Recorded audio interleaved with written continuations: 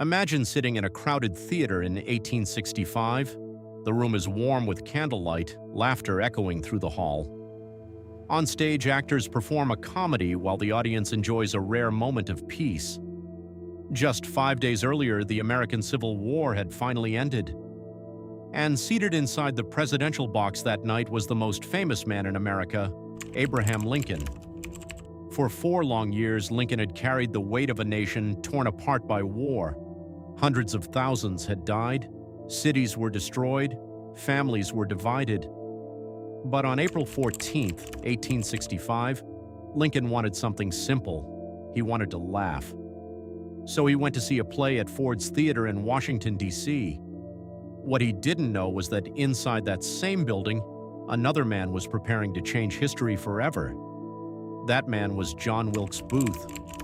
Booth was not some unknown criminal hiding in the shadows. He was one of the most famous actors in the country.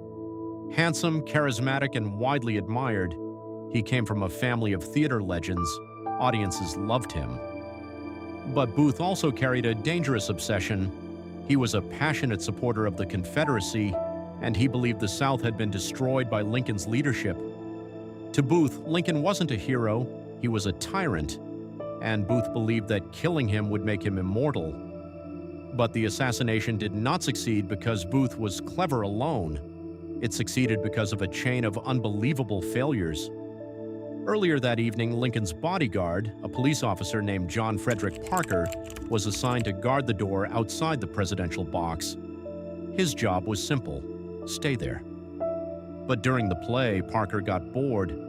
Instead of watching the hallway, he walked across the street to a nearby saloon for a drink. For the first time that night, the President of the United States was completely unprotected. Meanwhile, Booth was already inside the theater. Earlier that day, he had quietly entered the building and drilled a small spy hole into the door of the presidential box so he could watch the perfect moment to strike. He even placed a wooden bar behind the outer door to block anyone from entering once he was inside. Then he waited. Booth knew the play being performed that night, Our American Cousin, almost by heart. He knew exactly when the audience would burst into laughter. At around 10:15 p.m., one of the actors delivered the funniest line in the entire play. The theater erupted with laughter. That laughter hid the sound of a single gunshot. Booth slipped into the presidential box and fired a small Derringer pistol directly behind Lincoln's left ear. The smoke from the gun filled the small room. Lincoln didn't scream, he didn't struggle. His head simply fell forward. At first, the audience thought it was part of the performance. Then Mary Todd Lincoln screamed. The theater fell into chaos. Booth jumped from the balcony onto the stage below. As he landed, his spur caught on a decorative flag, causing him to crash hard onto the stage and break his leg. But even injured, he stood up. He raised a knife and shouted a phrase from Virginia's state motto, "Sic semper tyrannis," thus always to tyrants. Then he ran into the darkness outside. Booth believed he would be celebrated as a hero. Instead, he became the most hunted man in America. For 12 days, soldiers searched farms, forests, and towns across the region. Finally, they found him hiding inside a tobacco barn in Virginia. The barn was set on fire. When Booth tried to escape, he was shot through the neck, leaving him paralyzed.